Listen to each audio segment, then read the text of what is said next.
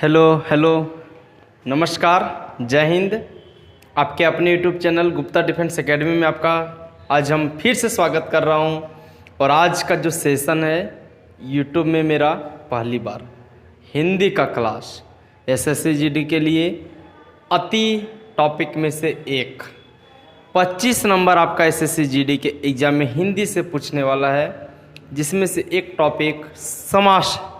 आइए आज हम लोग समास को बिल्कुल शुरू से लेकर के अंत तक एक ही वीडियो में समाप्त करेंगे। वीडियो के अंत तक बने रहिएगा और हाँ, नोट्स बनाते रहिएगा दोस्तों। अगर आप हमारे चैनल पर पहली बार आएँ तो चैनल को सब्सक्राइब कीजिए और अधिक से अधिक लोगों के पास शेयर कीजिएगा। चलिए आते हैं बिना देर किए हुए। देखिए दोस्तों, आज का जो हम लोग का जो टॉपिक है आपका समास। यहाँ से क्वेश्चन पूछती है, समास से क्वेश्चन पूछी जाती है। तो पहले देखिए हम लोग समास का जो उदाहरण होता है क्या होता है कि दो या दो से अधिक शब्दों से मिलकर बने हुए नए सार्थक शब्द को हम लोग समास कहते हैं।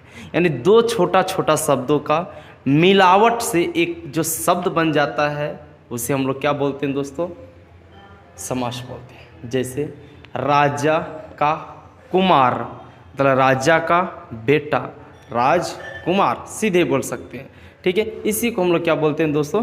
समास। ये आपका क्वेश्चन में नहीं पूछेगा कि समास किसे कहते हैं। आपका जो समास का जो प्रकार होता है, समास का जो टाइप होता है, वो कितने टाइप का होता है और हर टाइप के बारे में एक एक करके जो हम लोग पढ़ेंगे वो आपके लिए इम्पॉर्टेंट होने वाला है। देखिए दोस्तों, समास के टोटल 6 भेद होते हैं। पहला आपका अवयवी भाव समास, तत्पुरुष समास, कर्मधारय समास, द्विगु समास, द्वंद्व समास और बहुब्रीहि समास। ये टोटल 6 समास होते हैं। हम लोग एक एक करके सभी समास को पढ़ेंगे। वीडियो के अंत तक बने रहिएगा। और दोस्तों, चैनल को सब्सक्राइब नहीं किया तो सब्सक्राइब कर लीजिएगा। देखिए दोस्तों, पहला हम लोग अवयवी भाव समास बोलता है जिस समास का पहला पद प्रधान। ये तो बड़ा लफड़ा करता है कि पहला पद प्रधान, अंतिम पद प्रधान। हम आपको टोटल कुछ बताते हैं दोस्तों। पहला पद प्रधान या उपसर्ग तथा पहला पद छोटा होता है। पहला पद क्या होता है? छोटा होता है। उसे हम लोग क्या बोलते हैं? अवयवी भाव समास कहते हैं। बोले हमको तो समझ में नहीं आया। नहीं आएगा दोस्तों, अभी हम समझा रहे हैं आपको। देखिए, पहला पद प्रधान का मतलब हो गया कि मुख्य बल लगेगा। पहला पद पे क्या लगेगा दोस्तों? बल लगेगा। जैसे एग्जाम्पल देखिए, तब आपको और हम आपको डिटेल बताते हैं। प्रतिदिन, देखिए दोस्तों, हिंदी है, हिंदी को खुल के पहले बोलना सीखिए।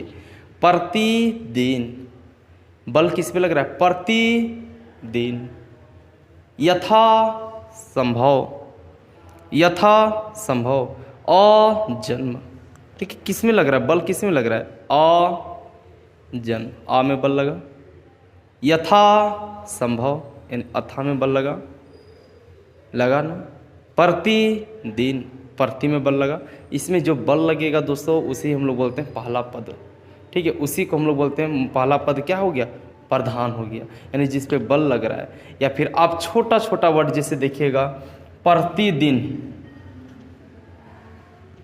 यथा संभव, यथा, अजन्म यानी आ। ये सब क्या हो गया दोस्तों? क्या हो गया आपका? अवयवी भाव समास हो गया। उपसर्ग जानते हैं? उपसर्ग किसको कहते हैं? प्रत्यय किसको कहते हैं? उपसर्ग मतलब होता है किसी शब्द के पहले आकर के उसका अर्थ बदल देना, उसे हम लोग उपसर्ग कहा जाता है। हम लोग पढ़ेंगे उपसर्ग और प्रत्यय भी पढ़ेंगे दोस्तों। ये आपका बोलते हैं हम लोग, इसी को क्या बोलते हैं दोस्तों? अवयवी भाव समास। बोलिए, यहाँ तक आपको दिक्कत हो रहा है क्या? दिक्कत हो रहा होगा, बार बार आप समझिएगा। पहला पद क्या होना चाहिए? प्रधान। अब बोलेंगे प्रधान किसको होगा? प्रधान किस पे बोलेंगे? अच्छा, प्रधान का मतलब समझते हैं दोस्तों? प्रधान का मतलब क्या समझते हैं? जैसे अगर हम आपको बोलेंगे प्रतिदिन, प्रतिदिन से आप क्या समझते हैं? दिन समझते हैं कि प्रतिदिन मतलब प्रत्येक दिन समझते हैं? तब बोले नहीं, प्रतिदिन समझते हैं। इसका मतलब आप जो फैसला लिए प्रतिदिन का, वो दिन से लिए या प्रति से लिए? तो बोले नहीं भाई, प्रति से लिए। तो उसी को प्रति यानी पहला पद क्या हो गया दोस्तों? प्रधान।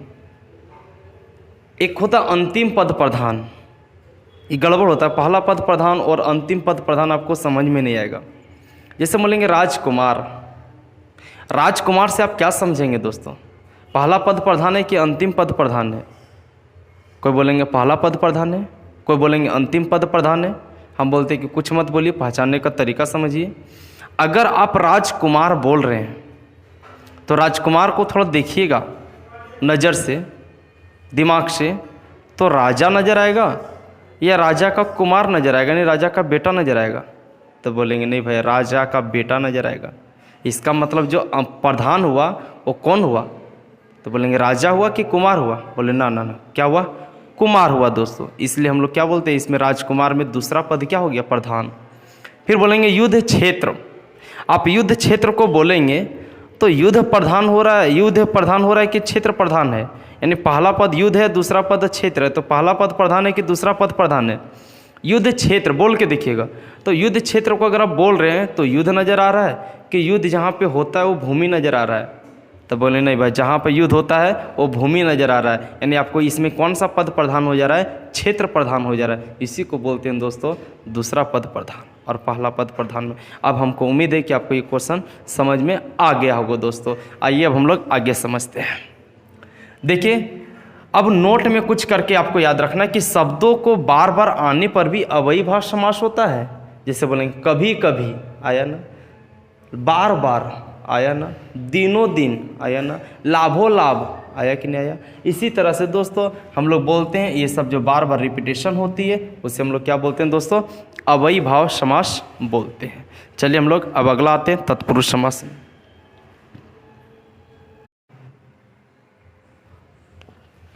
चलिए दोस्तों आगे बढ़ाते हैं हम लोग सेशन को, और अब अगला सेशन है तत्पुरुष समास। देखिए, तत्पुरुष समास किसको कहते हैं? बोलता है कि जिस समास का पहला पद गौण मतलब अप्रधान और दूसरा पद प्रधान हो उसे तत्पुरुष समास कहते हैं। नहीं समझ में आएगा दोस्तों? और देखिएगा, दोनों पद जो है किसी न किसी कारक चिन्ह से बंधे होते हैं।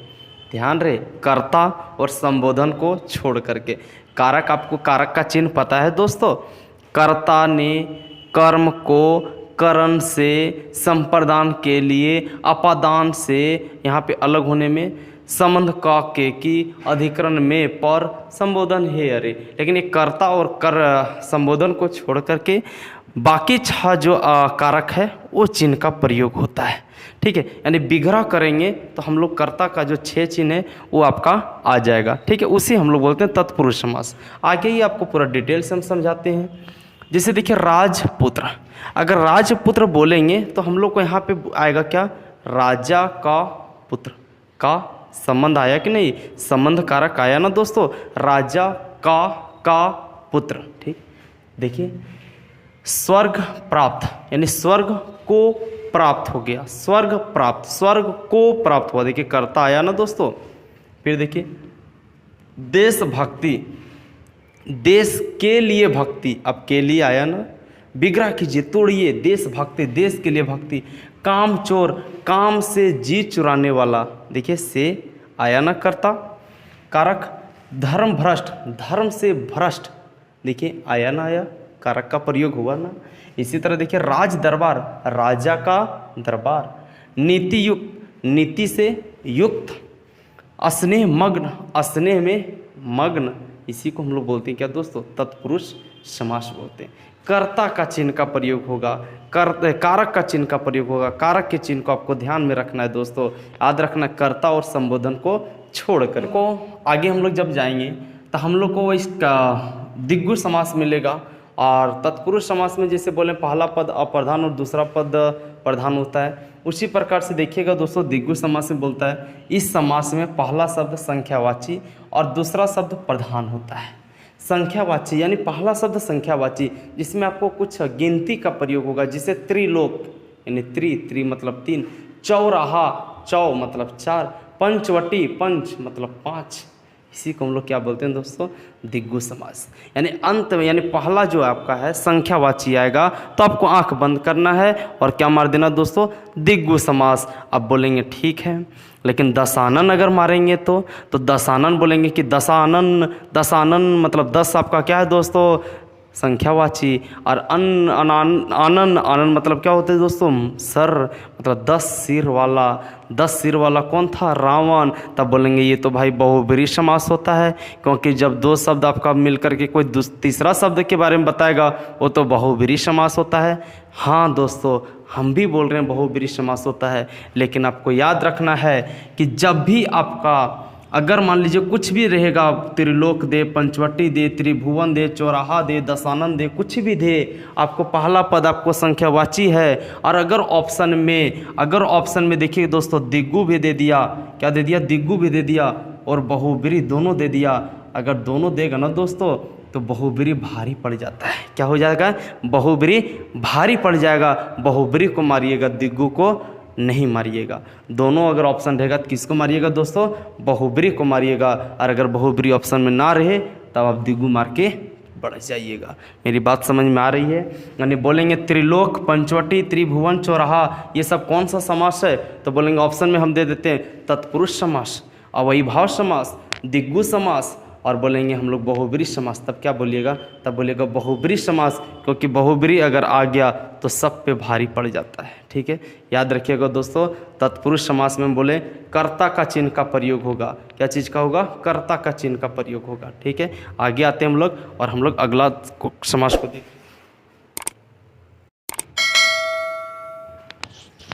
आइए दोस्तों, अगला समास हम लोग को देखिए, दिख रहा है कर्मधारय समास। कर्मधारय समास किसको कहते हैं, आइए समझते हैं।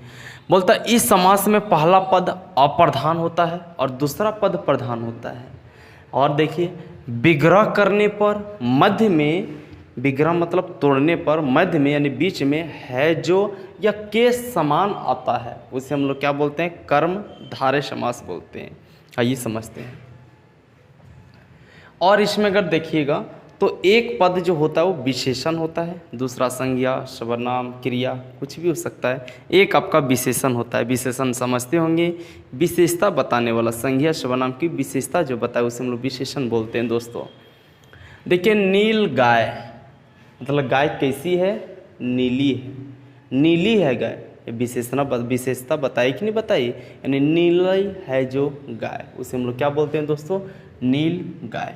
ठीक, देखिए, है जो विग्रह करने पर नीली गाय, नीली है जो गाय, यानी है जो आया ना, इसलिए कर्मधारय होगा। पीतांबर यानी पीला अंबर, पीला है जो अंबर, अंबर कैसा है, पीला, देखिए विशेषण आया ना, तो आपको हम बोल सकते हैं इसको कर्मधारय समास।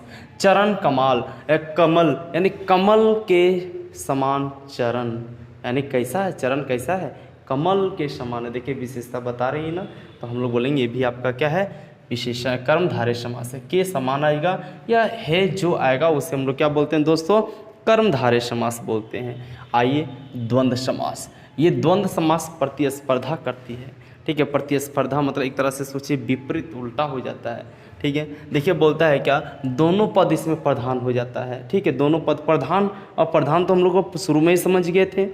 ठीक है, देखिए दोनों शब्द एक दूसरे के उल्टे होते हैं, या विग्रह करेंगे यानी तोड़ेंगे तो अथवा या एवं लगता है।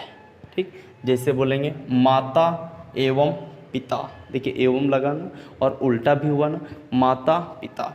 ठीक है, बोला जाता है कि अगर इसके बीच में जो आपका हलंत आएगा तो ये भी आपका होता है, लेकिन कुछ कुछ अपवाद भी हो जाता है दोस्तों। तो आपको अच्छा से पढ़ के रखना है, डिफिनेशन अच्छा से रखना है कि इसको जब तोड़ेंगे तो अथवा एवं या लगेगा। ठीक है, या फिर उसका विपरीत होता है। भाई बहन, भाई और बहन, देखिए दिन रात, उल्टा है ना, दिन और रात, इसी को हम लोग क्या बोलते हैं दोस्तों, द्वंद्व समास बोलते हैं। अब इसमें जो नोट कर में लिखा हुआ है लाभा लाभ, ये ध्यान से देखना दोस्तों, लाभा लाभ, यहाँ पे क्या चीज़ लिखा हुआ है, ये कौन सा समास है, तो बोलेंगे ये गड़बड़ हो जाएगा, लाभा लाभ बोलेंगे, ऐसा देखेंगे तो बोल देंगे ये ऐसा तो हम लोग रिपीटेशन वाला पढ़े हैं, तो आप वैसे नहीं ध्यान रखिएगा। आपको यहाँ पे देखिए कैसे आपको लिखा हुआ है लाभा लाभ, मतलब यहाँ लाभ अलाभ लिखा हुआ है, लाभ और अलाभ देखिए एक दूसरा का विपरीत है, इसलिए आपका कौन सा समास हो जाएगा, अब बोलिएगा इसे कौन सा समास हो जाएगा दोस्तों, द्वंद्व समास हो जाएगा। ये अवयवी भाव को नहीं मार दीजिएगा, यहाँ पे अच्छे से पढ़िएगा इस क्वेश्चन को। धर्माधर्म, धर्माधर्म यानी धर्म और अधर्म, धर्म और अधर्म दूसरे का विपरीत है, इसलिए आपका कौन सा समास हो जाएगा दोस्तों, द्वंद्व समास। पापा पाप, यानी पाप और अपाप। देखिए पाप और अपाप कौन सा समास हो गया? द्वंद्व समास हो गया। ठीक है, आइए अगला हम लोग देखते हैं बहुब्रीहि समास। ये बहुब्रीहि समास के बारे में हम लोग ध्यान से समझते हैं।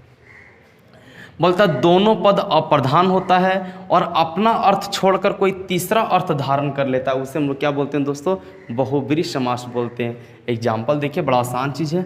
दशानन, दशानन बोलेंगे तो जिसका 10 है आनन, यानी 10 माथा वाला रावण, यहाँ पे दशानन है, लेकिन हम लोग बोध किसका, संकेत किसका हो रहा है? रावण के पास। इसलिए आपका ये कौन सा समास हो जाएगा दोस्तों? बहुब्रीहि समास हो जाएगा। चतुर्भुज, जिसके 4 भुजाएं हो, चतुर्भुज जिसके 4 भुजाएं हो, गड़बड़ लगाना बोलें कि 10 चतुर्भुज हम लोग को तो पढ़ दिए हैं दिग्गु समास में। हम आपको उस समय भी बोले थे कि अगर दिग्गु रहे और बहुब्रीहि रहे तो आपको क्या मारना है? बहुब्रीहि समास मारना है। देखिए त्रिदेव, त्रिदेव पढ़े थे ना दिग्गु में। त्रिदेव मतलब शिव होता है, तो त्रिदेव आपको किस में मारना है? बहुब्रीहि समास से मारना है। अगर दोनों रहेगा तो बार बार बोल रहे हैं दोनों समास रहेगा तो बहुब्रीहि समास मारिएगा। लंबोदर, लंबा है जिसका उदर, गणेश लंबोदर। ठीक है दोस्तों, और देखिए नोट में लिखा है संख्या जो है बहुब्रीहि समास होता है। संख्या जो है दोस्तों बहुब्रीहि समास होता है। फिर बोलेंगे कौन पढ़ाई है जी? आप तो बोले थे कि संख्या जो लगा रहेगा तो दिग्गु समास होगा। हम अभी भी बोल रहे हैं, लेकिन बहुब्रीहि रहेगा तो बहुब्रीहि से आगे दिग्गु नहीं होगा। देखिए 31, 30 और 31, 52, 50 और 2 52, 21, 20 और 21, ये सब जो रहेगा दोस्तों ये कौन सा समास कहलाएगा?